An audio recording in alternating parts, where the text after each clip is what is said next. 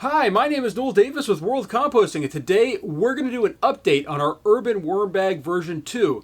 This has European night crawlers in it. It's been 64 days since my last update, so a lot longer than I've been trying to do. At least been trying to get 30 days at the most, so it's double that. So we're going to add in a lot of food. We're going to add in 6.6 or 6 pounds, 6.3 ounces. So we're going to add in quite a bit of food, as we have been doing with this system. I'm sure the worms are starving for food. And compared to the trash can system we updated yesterday, let's see what the bedding looks like on top. Something tells me that this system, that bedding is going to be a little bit more moist. And hopefully we're going to see that bedding is more kind of torn up a little bit. Whereas in the trash can system, because I don't have something directly on the top and it's not really holding in that moisture, and you have air coming up through the bottom, it tends to dry out, especially in that front side. This one I don't think you're going to have that issue with. So with that, let's go take a look at the system. Let's go ahead and add this large feeding, similar to as we did last time. We added a large one then too, but we're going to continue to hopefully do this and add more food. I've been hoping to speed these systems up a bit, but instead I've ended up slowing them down just because lack of food and lack of time to make videos. So with that, let's take a look at our system and see how it's doing. All right, here is our Urban Worm Bag version 2.0. Let's go ahead and open this up. Oh my gosh, I didn't realize our little fruit fly trap fell over here. Thankfully, I have this plastic on there that's keeping it in. And we've got some worms on here. I'll scrape them off in just a minute. I'm just going to set this upright. The worms seem to really like being right underneath that. Probably because of all the extra moisture right there. Do see a couple fruit flies in here. Nothing major though. Just going to scrape these worms off here. Surprised that they want to be near the apple cider vinegar, but as I said, there's probably some moisture over here. There we go. Scrape those guys off. Put this off to the side for now. Oops. There we go. Now that's ready to go back in. It's still in good condition. Surprisingly, I really thought more of this paper would be gone.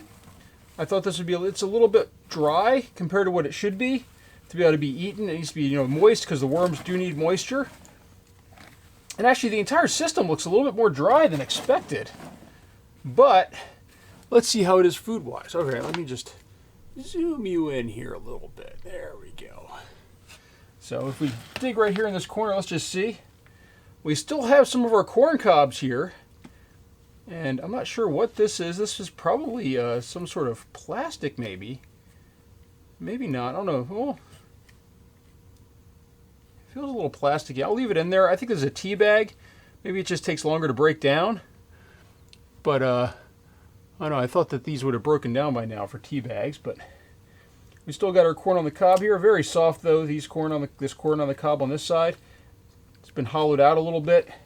Still have some avocado peel in there. Unsurprisingly, this stuff takes forever to break down at sometimes. But we'll see if we can grind up a little bit there. Nope, never mind. It's really soft now and pliable.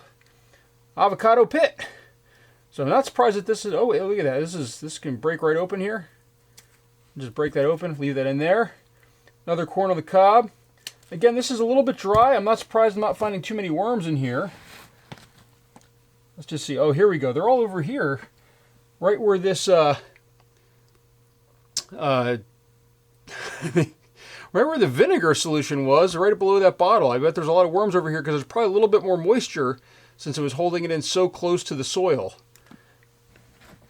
And probably right along this wall here too. Yep. Right along the walls there's a lot. Plenty of worms in here still. So they're ready for a big feeding. Again, corn on the cob, real easy to break apart. No problems there. Another corn on the cob over here. Again, dried out, very easy to break apart. These will all get consumed probably in our next feeding here. Let's just go ahead and move this off to one side. All right. Dig down in here a little bit. Let's just take a look. Oh, look at this. We got some pumpkin seeds in here. Plenty of worms. They're going to be going nuts over this new food I think that I put in. I think they're going to really have a field day. They need this moisture that's going to come in with this feeding. And they're going to be ready to go. There's a lot of them in here, I think, and you can just see them. They're really active too. This one right here is wiggling away like crazy. So very active worms, which is a good sign as well. They're actively searching for food, and in my mind that means, I might be wrong on that, but they are definitely active, which is a great thing. So, the corn on the cob, we're going to move this back over to this side here. This is coffee grounds right there. Let's just break that apart.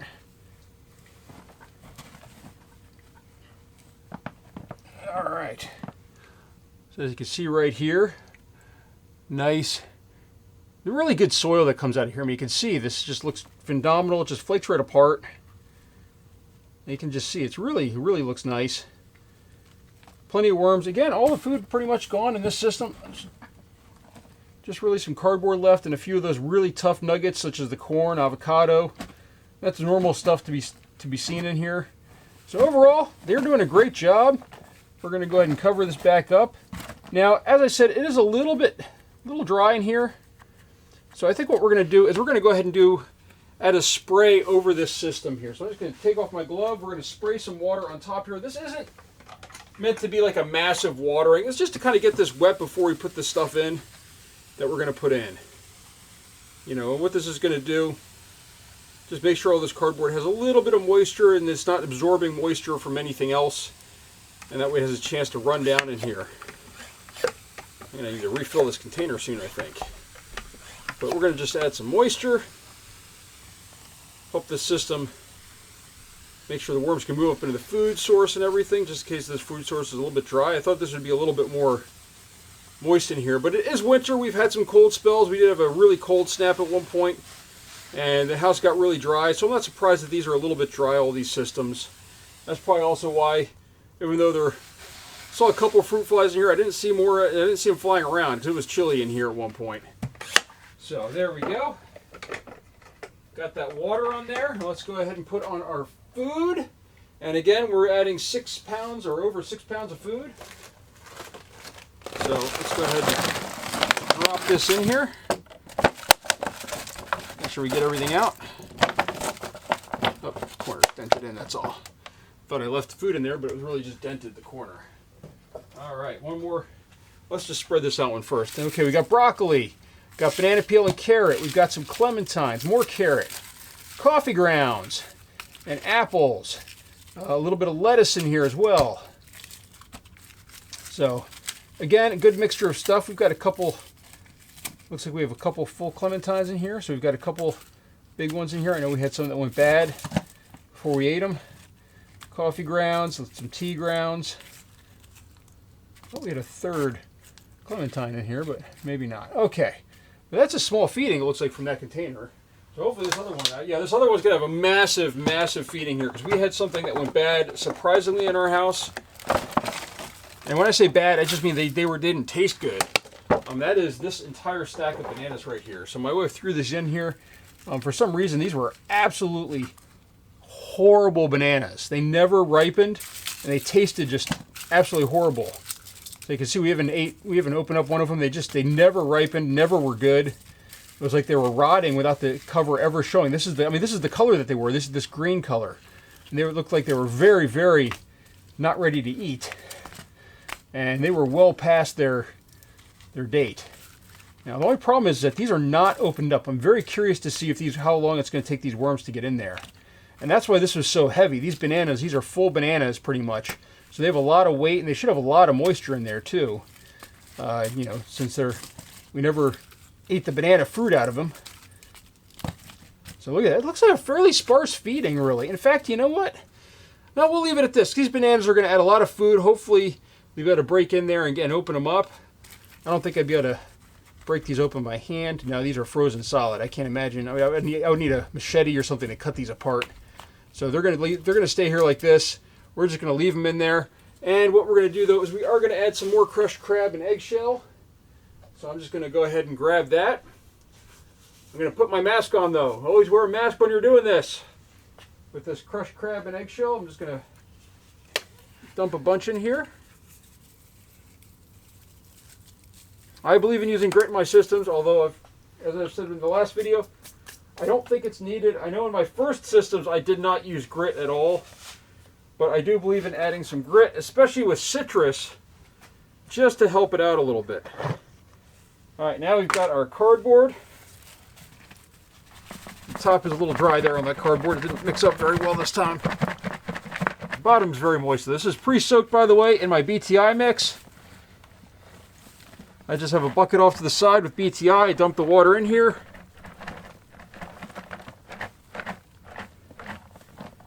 There we go.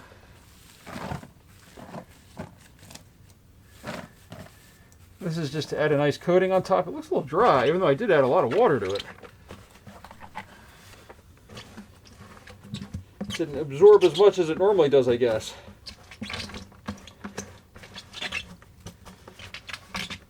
Just scraping out the last of this paper in here.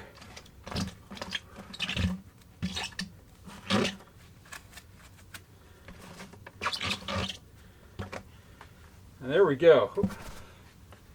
So that looks good. Might add just a little spray of water on the top of that too before we close this up.